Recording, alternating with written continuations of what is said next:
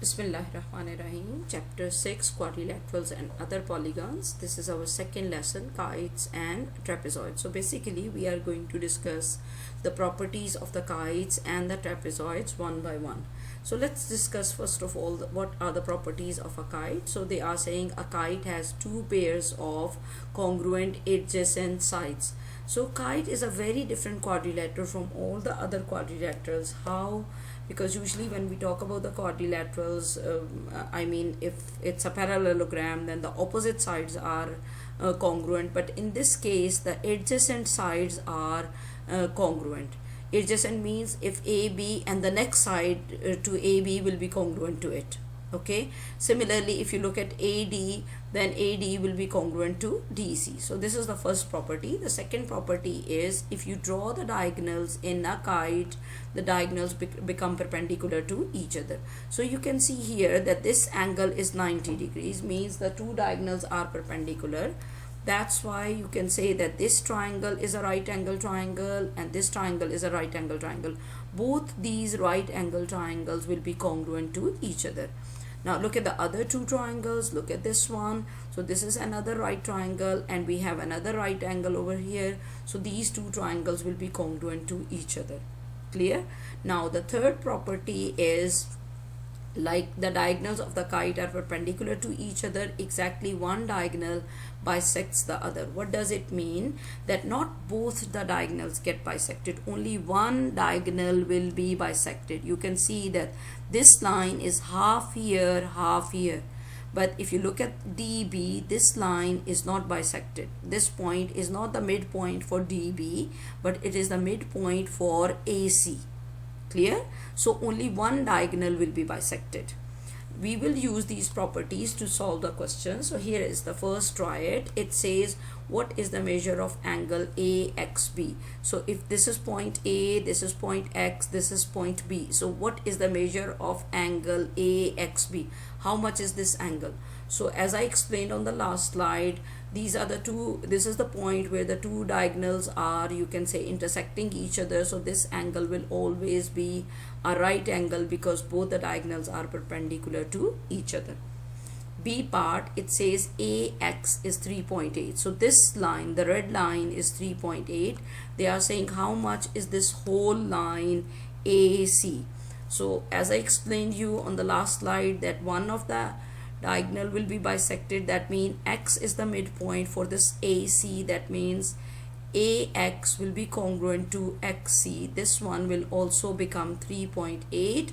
So if you want to know the value of AC, it will be 3.8 times 2, or you can say 3.8 plus 3.8. Both will give you the same answer and it will be 7.6. In C part, they are saying BD is 10. Where is BD? Let's see. Where is BD? This is BD. So this is 10. Is BX going to be 5? They want to know that is this part of this line will be 5? No. Because on the last slide, I told you that only one diagonal will be bisected, not both the diagonals will be bisected, right? So this diagonal is not bisected. That's why DX will not be 5. Let's see what do we have next. Theorem 6.3, it says diagonals of a kite. Already I explained you that the diagonals of the kite are perpendicular to each other. So what type of questions they can ask us about these diagonals if they are perpendicular? This is the symbol of the perpendicular, if the two diagonals are perpendicular. So this is the first try it questions related to this idea. It says what is the measure of angle 1. So they want us to find how much is this angle 1.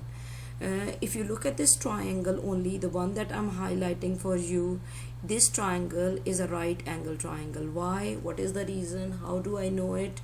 Because here the two diagonals are perpendicular, so that's why this angle will be a right angle. So if I know the two angles in a triangle, that this is 32, this is 90, how I can find the third angle?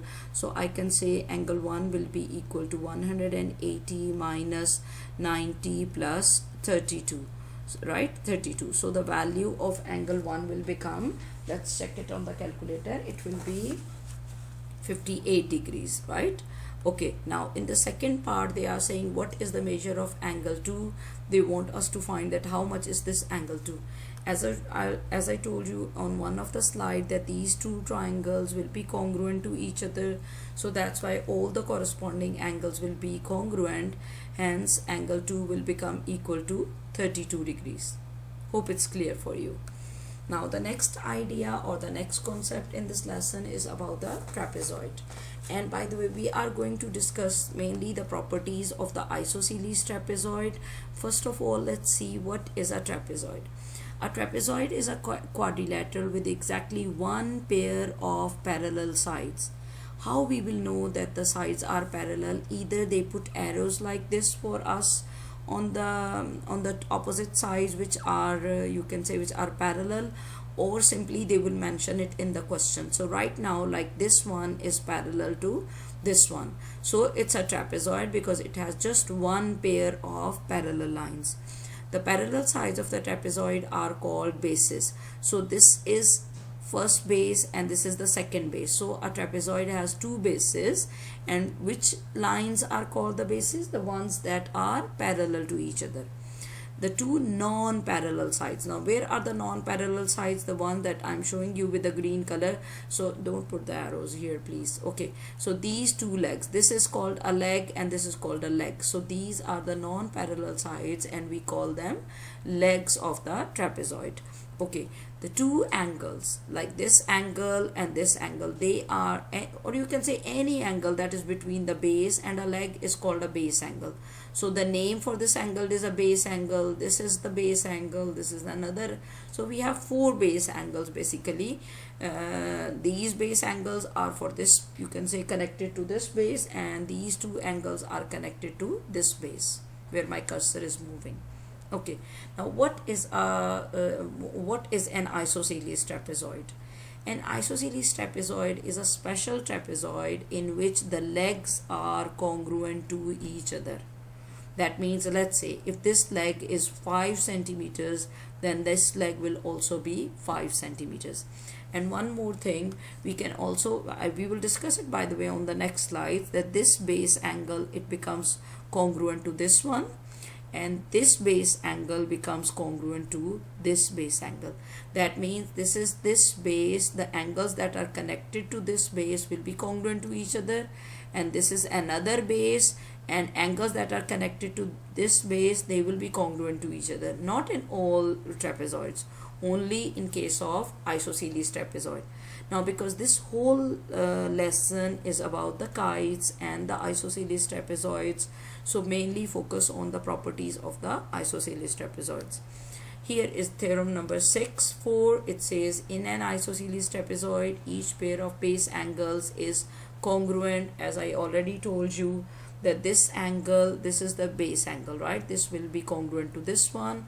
That means angle A will be congruent to angle D, and this angle B will be congruent to angle C. Here is angle B and here is angle C, right? So they can ask us questions related to these angles. For example, here in triad number 3, they are saying given isosceles trapezoid PQRS, what are the measures of angle PQ and S? So this point is P, this is Q, this is R, and this is S. So they want us to find how much is this angle, how much is this angle, and how much will be this angle if I measure show it with two arcs. Okay, so as you know, they said it's an isosceles trapezoid. That means this side will be parallel to this one, and this is the base angle 135. It will be, because this is the common base between these two angles, so angle Q will be the same 135 degrees. What is the reason? Because angle Q and angle R have the same base, so they will be, both these angles, base angles, will be congruent to each other. Now let's find how can we let's see how can we find P. Look at this line and this line, they are parallel to each other, and this is the transversal between them, so they are making a C shape. That means these are two co-interior angles, they are supplementary, their sum will be 180. So if this one is 135, angle P will be equal to 180 minus 135, so the answer will become 45 degrees, right? So if this angle P is 45 degrees, how much will be angle S? It will also be 45 degrees, right? So we can say angle S is 45 degrees. No need to find it. Is that clear? Okay, now look at the second question, 3b. It says what is, now here look at this, they didn't put the arrows over here, but they mentioned here that ST is parallel to RU. What is the measure of angle TUR? Where is angle TUR? This is the first thing that you have to do. TUR. So they are talking about this angle, that how much is this angle. So obviously, because this is an isosceles trapezoid, this angle will be equal to this one, right? How can I find this angle? It's very simple, because both these angles are on a straight line, they are supplementary. So I can say angle SRU equals 180 minus 47, so it will become 133 degrees. That's why angle TUR, the one they wanted me to find in the question, it will also be 133 degrees. Is that clear? Okay, let's discuss another property of the isosceles trapezoid. They are saying the diagonals of an isosceles trapezoid are congruent. So that means that if you draw a diagonal in the trapezoid, what is the meaning of diagonal? To move from one corner to the opposite corner. So AC, this is the first diagonal, it will be congruent to DB, the second diagonal, right? So by using this property, they will ask us to solve many questions. So as you can see here in this diagram, they have given you the two diagonals, and they mentioned it in the question that it's an isosceles trapezoid. They want us to find the value of A. So very simple, because we know this from the last theorem that the two diagonals will be congruent. So I can say that 2A minus 1 will be congruent, will be equal to A plus 13, right? Both the diagonals are congruent, that's why their values are equal to each other. Now I can solve it for A by moving this A over here. It will turn into negative A, and this one, it will turn into positive 1 on the other side. So I will have 13 plus 1 here, and finally 2A minus A will be 1A. That means it's A, and here the value of A will be 14. Clear? Okay, let's see what do we have next. Next we have another theorem for the isosceles trapezoid. What is it? It says, look at the midpoints. If you have the midpoints of the, you can say the equal legs of the trapezoid, and you join them, this line segment is called the mid segment, right? So the mid segment is a line segment that joins the midpoints of the two legs of the of an isosceles trapezoid. Okay, now what is the rule? The rule says this XY, this red line will be parallel to both the sides BC and AD. This is the first thing. And the second thing is, if I want to find that how long is this line, so I can say XY equals half of the sum of the two bases, right? So it means whatever the measurement of AD will be, you will add it into BC, and it will give you the value of, and then you will take the half of it. It will give you the value of XY. Clear? Okay. Here is a question, try it number 5. It says find how long is KL. So this is KL. They want us to find how long is this one. How I will know that? I have to use this formula in this case, because of many reasons. I can see that this X is the midpoint, because they put over here that this part is equal to this one, and this Y is the midpoint because this part is equal to this one. That means that this line segment, let me show you which one I'm talking about. This XY is actually the mid segment, right? So what is the formula for this mid segment? It says XY equals half of, what is the upper base? It's KL, and what is the other base? It's JM. Okay, now before I put the values into it, let's find how long is JM, because if you will find it separately, it will be easy for you to substitute the values here. they said jm is actually 4 over mxy, right? They put it times it by xy. Now it can be 4 over 5 times it by, now what is the value of xy? It's 25. So if you solve it, it will give you, you can put 1 under it and you can cancel it, so it will give you the value 20. That means this jm is actually 20 meters, right? So now substitute the values here. How much is xy? This xy is 25, this is half, and this kl, here is kl, we don't know how much it is, leave it. How much is jm? We just found jm is 20. Now first remove this half from here. So whenever you take this 2 to the other side, it's in the denominator, it will change into multiply on the other side. So we are left with 1 times kl plus 20.